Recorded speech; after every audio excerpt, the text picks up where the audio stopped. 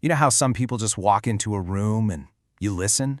It's like they have this X factor that just commands attention. Well, that's executive presence. And the best part? It's not something you're born with. It's a skill you can actually build. So today, we're going to decode it. All right, so let's dive right in by looking at a few situations we've probably all seen. Because honestly, the best way to get what presence is to first see what it's not. In our virtual world, this stuff is obvious, right? We've all been on that Zoom call with Manager A. Super smart, technically brilliant, but you can see his eyes darting to a second screen. He's there, but not really. He feels totally irrelevant. And then you have Manager B. The whole energy of the call just shifts when she joins. She's doing something simple, like practicing conscious listening, maybe repeating key points so people feel heard. And just like that, she's central to the entire conversation. And in person, the problem is just as clear. You know, a lot of leaders fall into one of two traps. On one side, you've got Manager C, the pushover. They're so busy trying to be nice and please everyone that they just lack conviction. On the other side, you've got Manager D, the bully. Their arrogance just shuts down every good idea in the room. Neither one has real presence. So, just for a second, be honest with yourself. When the pressure is on, do you lean one way or the other?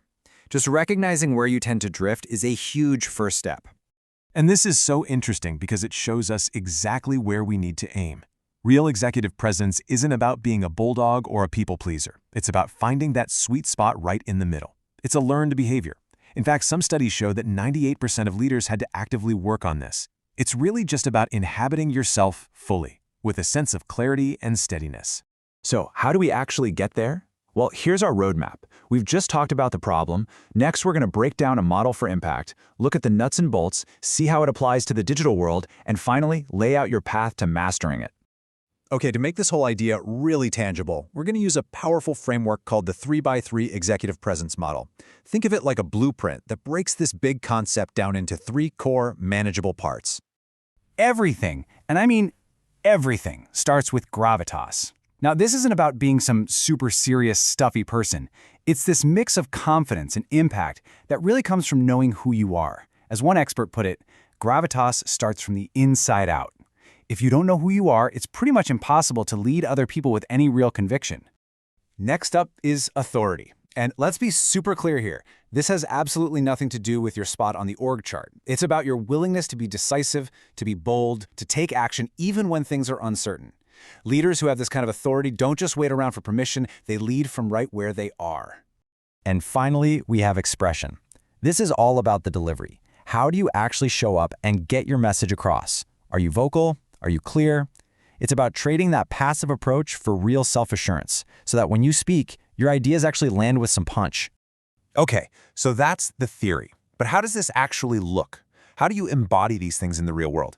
Let's get into the mechanics.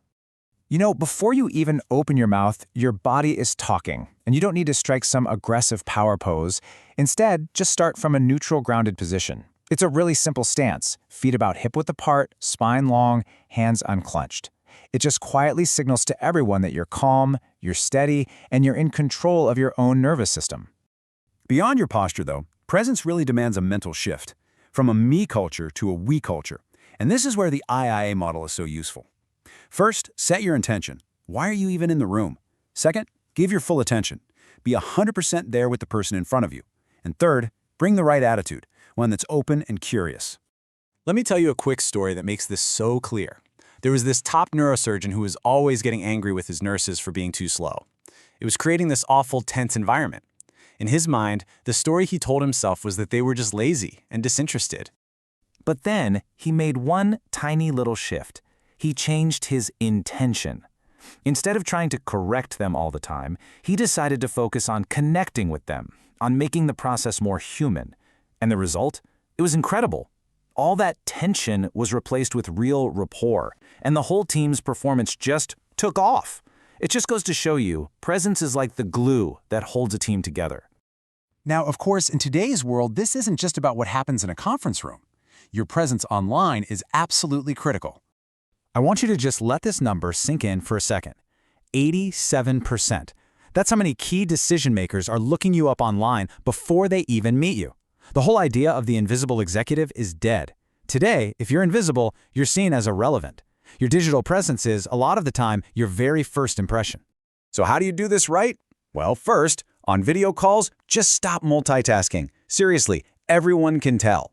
Instead, use little things like nodding to show you're locked in, or mention someone's specific contribution to create that warmth that's so often missing online. And for your bigger digital footprint, like on LinkedIn, the magic word is authenticity. Your team should be able to read your posts and think, yep, that is exactly how they sound. Okay, we've talked about the what, the how, and the where. So let's bring this all home and talk about the fundamental path to really mastering this for good.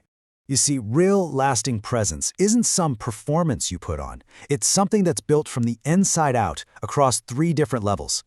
It all starts with personal leadership. That's your inner game, your self-mastery. Once that foundation is solid, it lets you be effective in your private, one-on-one leadership.